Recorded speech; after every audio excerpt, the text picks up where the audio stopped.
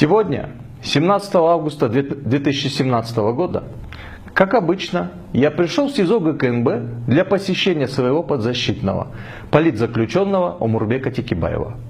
Однако, со слов дежурного сотрудника СИЗО, мне сказали, чтобы я приходил после 16:00, так как Омурбек Текебаев якобы отдыхает, и это его желание.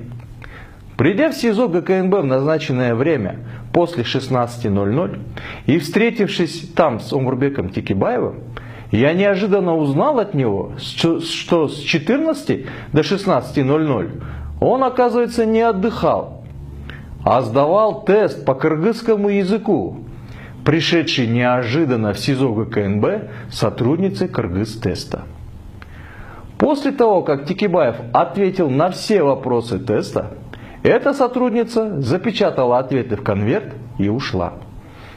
Возникает вопрос, что мешало Центральной избирательной комиссии в период с 26 июля по 17 августа этого года провести аналогичным образом проверку знаний Текебаевым государственного языка?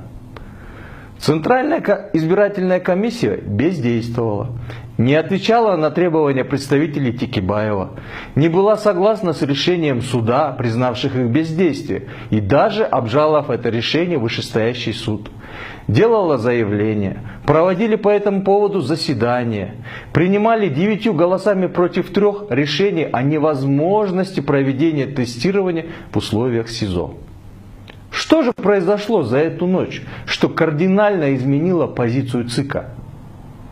Вчера ночью был вынесен несправедливый, заказной приговор в отношении Омурбека Текебаева и Дуйшена Чотонова.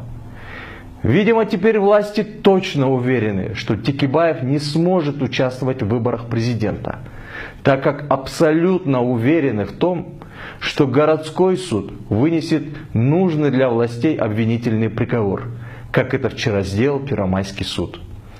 И этот случай наглядно показывает зависимость Центральной избирательной комиссии от нынешних властей. И это еще раз доказывает политический характер уголовного дела, возбужденного против Омурбека Текебаева.